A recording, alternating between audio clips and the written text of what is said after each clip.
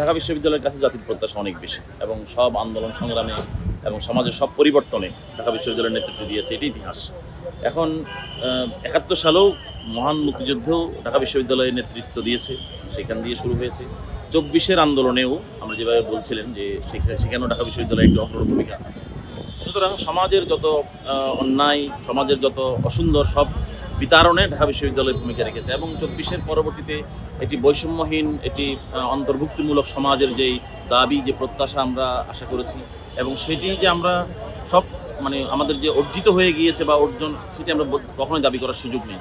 কারণ আপনাদেরকে মনে রাখতে হবে যে সমাজ হচ্ছে একটি সহজ সিম্পল কোনো বিষয় নয়। এখানে অনেক মানুষের অনেক প্রত্যাশা থাকে, অনেক স্বার্থের বিষয় থাকে, অনেক সীমাবদ্ধতা আছে, অনেক পপুলাস কান্ট্রি এই দেশ। সুতরাং ঢাকা বিশ্ববিদ্যালয়কে যদি নেতৃত্বের জায়গায় নিতে হয়, তো ঢাকা বিশ্ববিদ্যালয়ের পুরনো ঐতিহ্যের পাশাপাশি নতুন করে ঢাকা বিশ্ববিদ্যালয়কেও পরিবর্তন হতে হবে। সেই জায়গা থেকে আমরা মনে করি যে শিক্ষার যে আধুনিকীকরণ, শিক্ষার যে নিড বেইজ যে শিক্ষা, সেই শিক্ষা কারিকুলাম ডেভেলপ করার থেকে শুরু করে গবেষণায় বরাদ্দ এবং গবেষণায় মনোযোগ বাড়ানোর ক্ষেত্রে ঢাকা বিশ্ববিদ্যালয়কে আরও এগিয়ে আসতে হবে। তবে আমরা মনে করি যে গত ১ বছরে ঢাকা বিশ্ববিদ্যালয়ের প্রশাসন থেকে যেই একাডেমিক যে উদ্যোগগুলো নেওয়া হয়েছে, সেই উদ্যোগগুলো অত্যন্ত প্রশংসনীয়। এভাবে যদি চলতে থাকে এবং যদি রাষ্ট্র, সমাজ এবং অ্যালামনাই সবাই যদি ঢাকা বিশ্ববিদ্যালয়ের এই উন্নয়নে অগ্রণী ভূমিকা পালন করে মনোযোগ দেয়, তাহলে ঢাকা বিশ্ববিদ্যালয় নিজেও যেমন আগামীতে অগ্রণী ভূমিকা সামনে এগিয়ে যাবে এবং ঢাকা বিশ্ববিদ্যালয়ের হাত ধরে নতুন বাংলাদেশ বিনির্মাণেও আমরা এগিয়ে যেতে পারবো বলে আমি বিশ্বাস করি।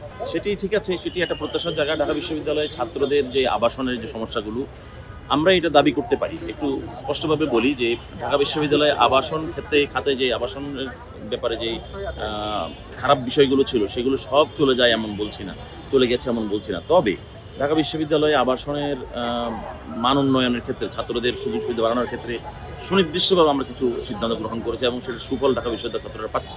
তবে এটি অনস্বীকার্য যে এখনও অনেক সমস্যা রয়ে গেছে।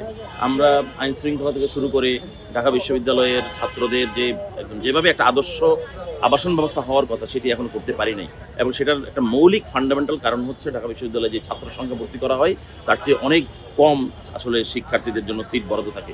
সুতরাং এমন একটা অবস্থায় যেখানে আমরা আদর্শ চিন্তা করি, সেই আদর্শ জায়গা হবে না। তবে আমরা এটা আশাবাদী যে একটা পলিসি লেভেলে বেশ কিছু পরিবর্তন এসছে এবং অনেকগুলো গুণগত পরিবর্তন এসছে।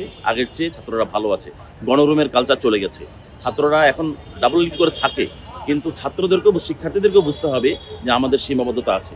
সেই সীমাবদ্ধতায় যদি প্রশাসনকে, শিক্ষকদেরকে এবং ছাত্রদেরকে যদি সবাই যদি আমরা একমত হয়ে একসাথে একযোগে কাজ করতে পারি, তাহলে দেশটা বা সমাজটা কারো একার না।